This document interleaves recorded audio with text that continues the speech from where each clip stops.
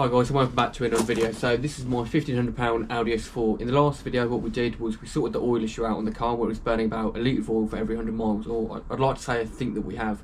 So I didn't even really get a chance to take this out to properly test if it had done that. So I'd gone to go and put fuel in this car when I didn't have anything on me, and basically when I got to the fuel station, that's about a 10 or 15 minute drive from mine, I pulled up and it was steaming from under the bonnet. So I popped the bonnet, I had a look under there, and I could tell it was steaming and leaking at the front of the engine. So it lost a lot of coolant by that point, and it was near enough at the bottom of the bottle. It could have been something that I've done, I'm not going to deny that, or it could be something, you know, that's happened along the way.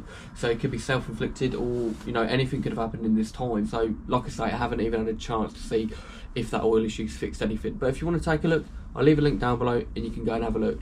What we need to do now then is fix the coolant leak, and we can see if it solved that issue, and hopefully we can also solve this one. I'm not entirely sure what it is, but it does look like it's somewhere behind the pulleys and it's a bit tricky to see. So to get to it, we're going to have to start taking things off and trying to figure out what it is. One thing I'm very sure of though is it's using quite a bit of coolant. On the plus side though, I did actually make myself a custom induction kit which cost me about 60 quid, and the supercharging oil sounds absolutely mint now. We'll get to that in the end of the video, but first we need to sort the coolant leak out. What happened the other day then was basically I popped the bonnet and steam flooded out from somewhere around here, and I had a quick look around here. I couldn't see any visual leaks from around this area here, so I could rule that out. And down here I could see little drips of coolant coming down and on the ground basically, and down here as well it started to steam up quite a bit, and it's quite hard to tell as you can see from here because all this stuff's in the way, so I'm not entirely sure where it is. I'm thinking it's either a coolant pipe that runs across here like that, or it could be down to the water pump, because I don't think that's ever been changed, and it is quite a common thing to go wrong. Okay then, let's get all of this stuff off the front and get the car up so we can take a look. And there we go. So the front end's off now, and this car is in service position, which gives us a lot more room to get to everything at the front. Now I've got all of that exposed, we can probably see what's happening and try and figure out where the leak's coming from, and I'm pretty sure it's coming from somewhere around here. So to get to that, we need to take this pipe off here, which I've already disconnected down there and down there, which goes to the charge cooler. So what we can do is unbolt this here, take the bolts off, get this out of the way, and then we'll take the pulleys off and we'll have a better look. But before I take the pulleys off, I'm going to take this off here. Before I take this belt off, I'm going to undo the water pump bolts, because it's going to be a lot easier while I've got a bit of tension on it to stop it from spinning around. Even if it isn't actually the water pump, I'm going to have to take it off anyway, and I think I'm going to replace it because I don't think it's ever been changed, and on this mileage it's probably fairly overdue, and the bearings in it's starting to sound a little bit ropey. I've already drained all of the coolant out of here, and I've also taken all of the radiator pipes off just in case, to make sure there's no stress in them. I think we might be able to get away without having to take the supercharger off, but for now we'll see how we get on. First of all, I'm going to disconnect the coolant pipes to go into the charge cooler. After that, I'm going to unbolt it from the engine, and then we can pull it straight away. I'm also going to quickly mark the direction of the supercharger belt before we take it off, just to make it easy when we put it back on. The water pump pulley was actually a bit stubborn trying to get it off, but with a few taps and a bit of persuasion, it came off eventually. As far as I can tell then, this is the original pump, and it's still got an Audi logo on it and does look like it's never been changed. Around here then we need to undo the Torx 30 bolts and get this pump off. Once we've pulled that off, we're going to take this pipe off and check it's all okay. At a quick glance then, it does look like there's kind of like a dried pink powder on it, which is like a kind of a pinky white corroded sort of coolant is what it looks like as far as I can tell. So it could be down to the water pump. It could literally just be bad timing then. But before I jump to any conclusions here, I'm also going to take this pipe off and check that that's okay.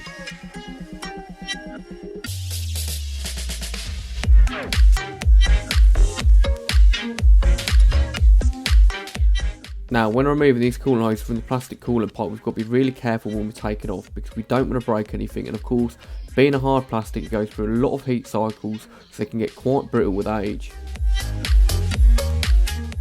As far as I can tell then, this looks fine. I was concerned that I might have slightly cracked it trying to take that coolant pipe off, but this looks completely fine. Down there then on the flange where I've actually removed the pipe from, that looks okay as well. And if we look at the other side as well, that looks even better. One thing I am slightly concerned about though is down here I've noticed there is a little bit of coolant in the V. I'm not entirely sure what that is, whether it's from when I've been bleeding superchargers as coolant's got down there, or coolant's got in from one of these pipes when they've come off. I'm not entirely sure right now, and it's hard to say. What I might need to do quickly is take the supercharger off as well to get a look under there and see if the thermostat's actually failed. The PCV valve has been done and I've got the paperwork for that, but it is common that the thermostat can actually fail in these, and it might be easy to do it now. What I think has actually happened though is on this water pump here you can see there's a slight bit of corrosion as well, where this seal has started to slowly give way. It's actually quite hard to judge what's failed here, but now I've got everything else off, it might be easier to just undo the supercharger and get this out of the way so I can have a look under there. I'm going to start off taking the supercharger off by removing all the vac lines around it. there's about 3 solenoids on the back as well that we need to remove. They're removing a couple of plastic plates at each side which are held down by some Torx 25s. Now that we've done that, we're going to do the 6 bolts that hold the supercharger down. Now it's ready to pull away. I've actually realised there are a couple more solenoids on the bottom that we need to disconnect. So what I've also done is quickly mark them up so I know where all the vac lines go. Okay, so now I've got the supercharger off. Under here, it doesn't actually look too bad. Because of the depth of it, I think it might just be the overflow from when I blowed the actual supercharger coolers. After looking around the outside of this, it does actually look okay. So now we actually have peace of mind that the thermostat is okay. One plus side though to taking the supercharger off is we can have a look at the valves and see how bad the carbon buildup is on them. This engine's actually had a carbon clean about 10,000 miles ago, same time that the PCV was done. So I wonder how bad they actually are. Inside of here then, as you can see, only after about 10,000 miles is carbon build up inside this engine again. What I've also figured to do is quickly spray some carb cleaner on the top of them, clean the top of the valves off while I've got the supercharger off. I've left the carbon cleaner to soak the valves overnight and it's cleaned them up pretty well, to be fair. I've also decided that while we're at this stage, I'm just going to put another thermostat on it because at this mileage, I'm not entirely sure when it was actually last done because I haven't got paperwork for the thermostat. I've got it for the PCV and the crossover pipe, but no thermostat, so it looks to be a genuine part. I've decided I'm going to replace it while we've got everything off for the sake of £120. At this point, why not? I'm going to get the old thermostat off and then we can start putting the new stuff on. But before I put the new stuff on, first of all, I need to remove the old thermostat, so there are about 7 bolts around the outside that I need to undo.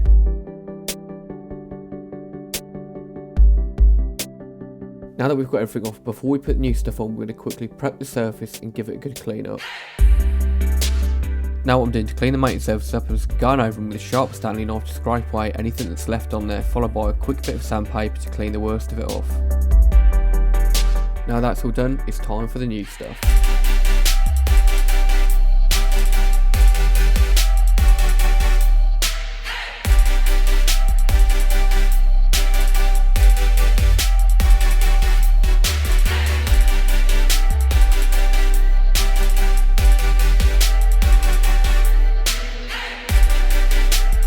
Now it's all done, we just need to put everything else back together.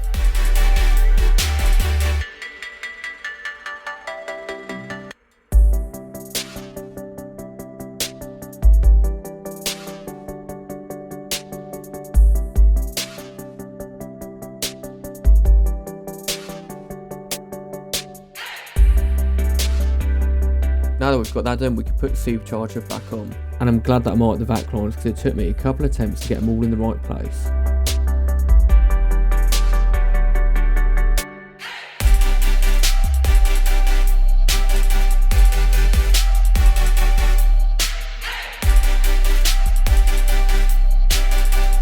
Supercharger's back on, time for the belt.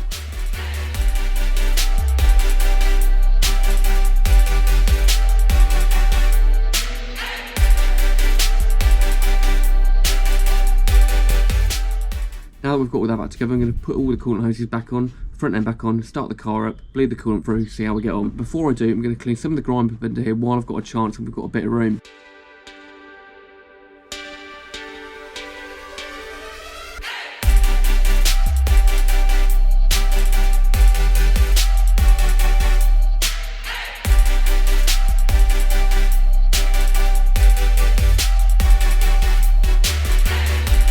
Now we need to put some coolant in the car, run it to temperature and bleed it through. Now will it start?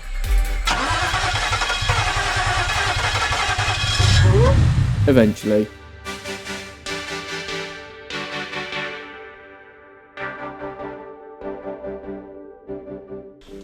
The oil is right at the top of the max line where it should be then. Let's see how we get on. Coolant as well, looks all good, right at the max. All sorted then, let's drop it down, take it out and see what it's actually like to drive now. And then a few hours later, deep in the peaceful countryside. Sun's out, Audi S4 is out. You can hear the supercharger a lot more now and it sounds absolutely wicked. Get a load of this then.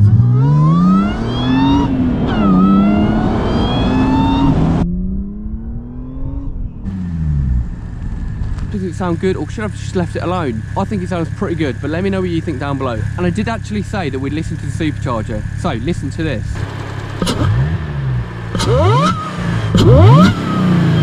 doing the modifications to the air intake and the airbox have actually paid off. Given that as well, the exhaust is still a little bit too loud, so I might have to look at that at a later date. I never thought I'd actually say it, but I prefer the supercharged noise over the exhaust noise, and it just kind of drones a bit when you're going about 70. So we'll look into that at a later date. This car sounds absolutely amazing now.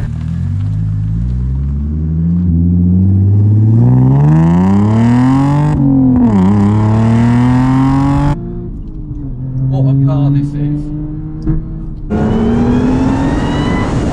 It has actually paid off in my opinion, that sound.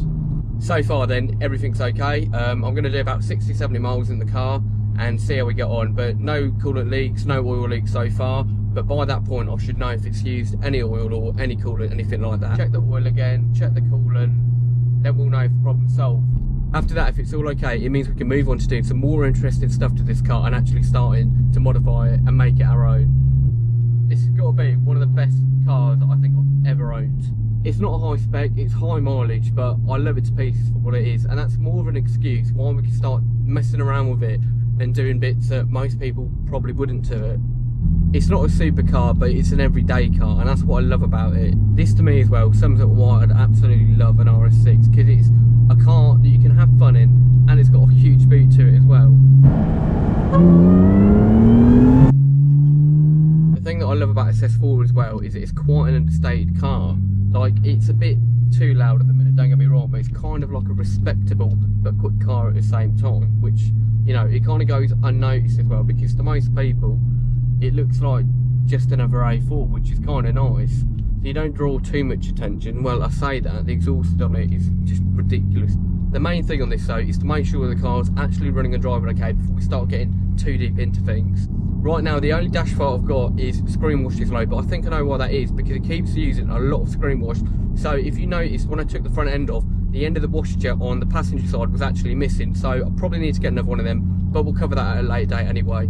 I think the work that I've also done to this car has made it better on fuel. It sounds weird, but it used to get about 25 miles per gallon when you're not hammering it. Now it's been doing about 30, like taking it easy, which is pretty good in my opinion for a 3 litre supercharged estate. What can go wrong? What I'm also going to do after a couple hundred miles is I'm going to flush all this oil out and put some fresh stuff in there, because I think it's still trying to free up all of the debris inside of the engine.